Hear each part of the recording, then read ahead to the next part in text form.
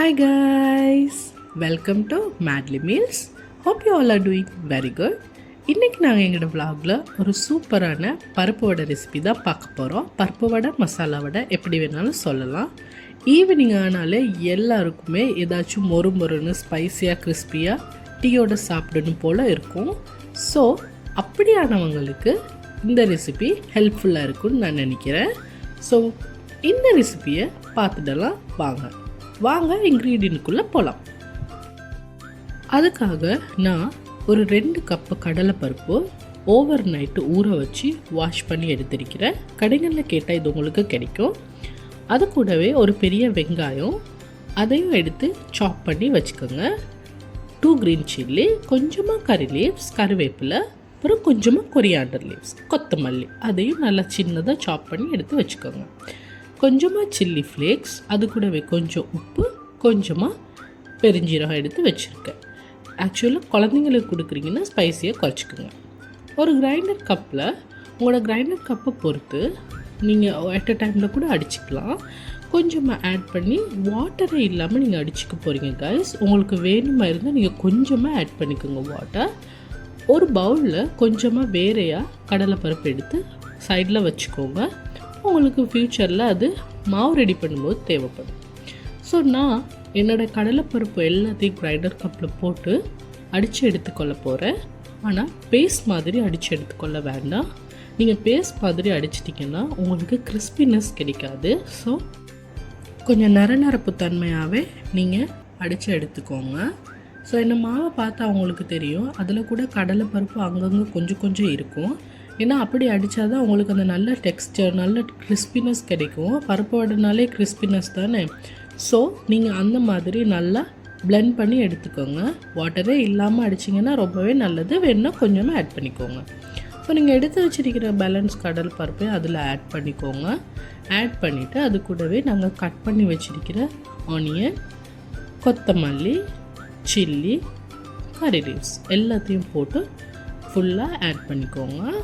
அது கூடவே நாங்கள் எடுத்து வச்சுருக்கிற ஸ்பைசஸ், சில்லி ஃப்ளேக்ஸ், அதுக்கப்புறம் கொஞ்சமாக பெருஞ்சீரகம், உப்பு, சால்ட்டை பார்த்துக்கோங்க. கணக்கான சால்ட்டை நீங்கள் டேஸ்ட் பண்ணி பார்த்துக்கோங்க.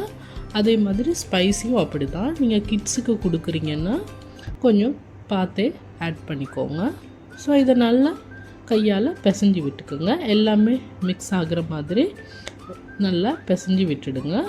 உங்களுக்கு மாவை பார்த்தா தெரியும், அது நல்லா பிடிக்கிற பதத்தில் இருக்கணும். ஸோ இந்த மாதிரி உருண்டையாக பிடிச்சி அதை தட்டி எடுத்துக்கோங்க. ஸோ தட்டி ரொம்ப ஃப்ளாட்டாக ஆக்கிட வேண்டாம், கொஞ்சம் தடிப்பமாகவே தட்டி எடுத்துக்கோங்க. உங்களுக்கு இதை விட சின்னதாக பொரிக்கணும் அப்படின்னா நீங்கள் சைஸை சின்னதாக்கிக்கோங்க. ஸோ எண்ணெயை நல்லா சூடு பண்ணிவிட்டு ஃப்ளேமை குறைச்சிட்டு நீங்கள் வடையை ஆட் பண்ணிக்கோங்க. அதுக்கப்புறமா எண்ணெயை நீங்கள் ஹை ஃப்ளேமில் வச்சுக்கலாம். நீங்கள் லோ ஃப்ளேமில் வச்சுக்க ட்ரை பண்ணாதீங்க. வடை எண்ணெய் குடிக்க ஸ்டார்ட் பண்ணிவிடும். ஸோ நீங்கள் அதை ஹை ஃப்ளேம்லேயே போட்டு நல்லா ஃப்ரை பண்ணி எடுத்துக்கோங்க. ஸோ நீங்கள் அட் அ டைமில் 5 to 6 பீஸ் கூட போட்டுக்கலாம். ஸோ இது நல்ல டீப் ஃப்ரைங்கிறதுனால நல்லா குழி மாதிரி நீங்கள் சட்டி எடுத்துட்டிங்கன்னா நல்லா ஈஸியாகவே இருக்கும். ஸோ அப்போ அது நிறைய எண்ணெயும் உங்களுக்கு தேவைப்படாது. ஸோ நீங்கள் ஃப்ரை பேனை விட இந்த மாதிரி சட்டி எடுத்திங்கன்னா ரொம்பவே ஈஸியாக இருக்கும். நான் இது உங்களுக்கு ப்ரிஃபர் பண்ணுறேன். ஸோ நீங்கள் நல்லா இந்த மாதிரி 2 சைடுமே வடையை பரட்டி விட்டுடுங்க. ஸோ நல்ல ஒரு ப்ரௌனிஷ் கோல்டன் கலர் ஆகும் வரைக்கும் அதை நல்லா பரட்டி விட்டுட்டே இருங்க. இது ஆல்ரெடி நல்லா தாண்டி இருக்கிறதுனால அது நல்லாவே ஃப்ரை ஆகி வரும். ஆனால் நீங்கள் பரட்டி விடும்போது அது 2 சைடும் ஈவனாக ஈக்குவலாக பொரிஞ்சு வரும்.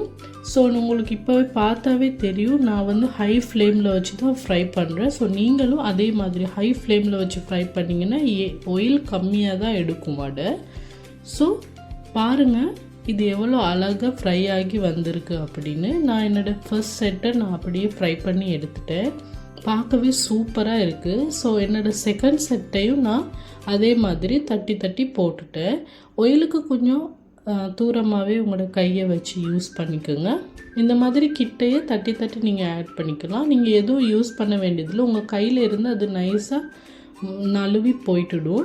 ஸோ நீங்கள் கஷ்டப்படாமல் இந்த மாதிரி ஃப்ளாட் பீசஸாக தட்டி போட்டிங்கன்னா அது அழகான ஒரு வடையாக டேர்ன் ஆகி உங்களுக்கு கிடைச்சிடும். ஸோ உங்களுக்கு பார்த்தாலே தெரியும் நான் வடையை போடுற மாதிரி. உங்களோட எல்லா வடையும் அதே மாதிரி ஃப்ரை பண்ணி அழகாக எடுத்துக்கோங்க. ஸோ பாருங்க, இதுதான் ஃபைனல் லுக்கு. பார்க்கவே சூப்பராக இருக்குல்ல, டேஸ்ட்டும் அல்டிமேட்டாக இருந்துச்சு. ஸோ வெளியே கிறிஸ்பியாக, நல்ல உள்ளுக்கு சாஃப்டாக, நல்லாவே க்ரன்ச்சியாக இருந்துச்சு. நாங்கள் எங்களோட ஃபேமிலியில் எல்லாருமே ட்ரை பண்ணி பார்த்தோம். ஸோ நீங்களும் உங்கள் ஃபேமிலியில் இதை செஞ்சு அசத்துவீங்கன்னு நான் நினைக்கிறேன். ஸோ மறக்காமல் ட்ரை பண்ணி பார்த்துட்டு கீழே கமெண்ட்டில் சொல்லுங்கள். அதே போல் மறக்காமல் சப்ஸ்கிரைப் பண்ணி பெல் பட்டனை கிளிக் பண்ணிவிடுங்க for more recipes and videos. இதே போல் ஒரு நல்ல ரெசிபியோட எண்ட் vlogல நான் மீண்டும் உங்களை சந்திக்கும் வரை until then take care, bye bye.